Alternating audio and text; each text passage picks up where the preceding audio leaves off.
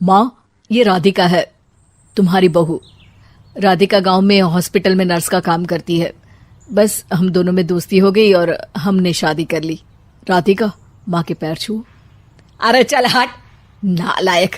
अरे मैंने क्या क्या सपने देखे थे कि तेरी शादी किसी अमीर घर में करूंगी और दहेज में लाखों रुपए लूंगी, और तू गांव की इस मामूली लड़की को मेरी बहू बनाकर ले आया। तुम चिंता मत करो भाग्यवान, हम दोनों मिलकर अपनी बहू को इतना सताएंगे कि वो हमसे तंग आकर ये घर छोड़कर चली जाएगी। फिर हम अपने बेटे की शादी किसी बड़े सेठ की बेटी से कर देंगे, ठीक है?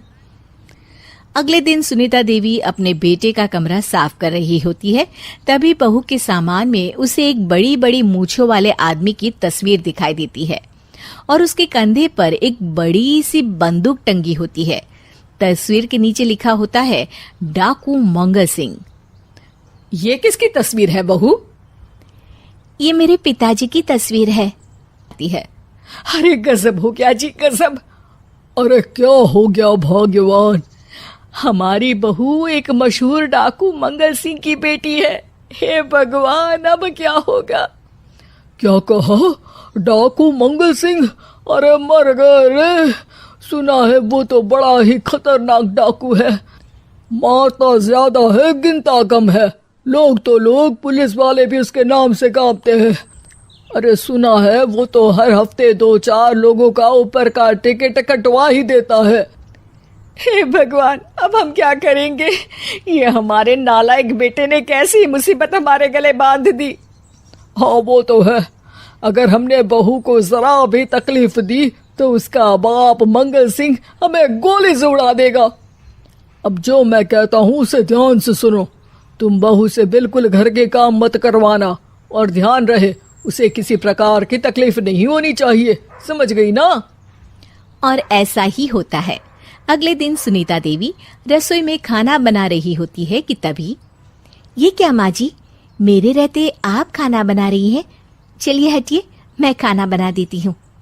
अरे नहीं नहीं बहू, तू यहाँ क्यों आ गई? जा, तू अपने कमरे में जाकर आराम कर, मैं खाना बना लूंगी। अरे फर्श पर कितनी धूल जमी है, माँ जी देखेंगी तो नाराज हो जाएंगी। मैं अभी यहाँ पोछा लगा देती हूँ। राधिका जैसे ही पोछा लगाने लगती है कि तभी उसके ससुर की नजर उस पर पड़ती है। बंसीलाल भागता हुआ वहां आता है। अरे नहीं नहीं बहू, तुम ये क्या गजब कर रही हो? बहू तो बेटी समान होती है और हम ना अपनी बेटियों से काम नहीं करवाते। तुम आराम से बैठकर यूट्यूब पर किड लॉजिक चैनल की सास बहू की कहानियां देखो। वो लोग ना बहुत अच्छी अच्छी कहानियां बनाते हैं। सच? आप देखते हैं? अरे मैं तो रोज देखता हूँ। शहर की बहू तो मेरी फेवरेट कहानी है। हाँ, ये कहकर बंसीलाल पोछा लगाने लगता है। इस तरह राधिका के सास ससुर सारा दिन उसकी खुशामद में लगे रहते हैं और उसे किसी महारानी की तरह रखते थे। कैसा लगा बहू? पिज्जा टेस्टी तो है ना? अच्छा, मीठे में क्या खाओगी बोलो तो? माँ जी, मुझे तो काजू कतली बहुत पसंद है और उसके बाद 1 गिलास लस्सी मिल जाए तो मजा आ जाएगा। अरे सुना नहीं, बहू क्या मांग रही है? जल्दी से भागकर बाजार जाइए और सब खरीद कर ले आइए। हाँ हाँ भाग्यवान, अभी जाता हूँ। राधिका की तो 5 उंगलियां घी में थी। वो तो अपने ससुराल में मजे कर रही थी। दूसरी तरफ राधिका की सास उसके लिए कभी नई साड़ी खरीद लाती तो कभी उसके लिए नए गहने बनवा देती। फिर एक दिन डाकू मंगल सिंह अपनी बेटी राधिका से मिलने अपने आदमियों के साथ आता है। उन सबको देखते ही राधिका के सास ससुर डर के मारे कांपने लगते हैं। मर गया रे, डाकू मंगल सिंह तो सच में कितना डरावना दिखता है। ऊपर से इतनी बड़ी बंदूक लेकर घूमता है। कैसे हैं समधी जी? क्या हुआ? आप इतना घबरा क्यों रहे हैं? और आपको इतना पसीना क्यों आ रहा है? आपकी तबीयत तो ठीक है ना? जी अभी तक तो ठीक है, पर लगता है बहुत जल्द खराब होने वाली है। क्या कहा आपने? जी कुछ नहीं, बताइए बताइए कैसे आना हुआ? दरअसल आज आपके शहर में हमारी नाटंकी मंडली का प्रोग्राम है, तो इसी बहाने सोचा बेटी का ससुराल भी देखता चलूं। ये सुनते ही राधिका के सास ससुर हैरान हो जाते हैं।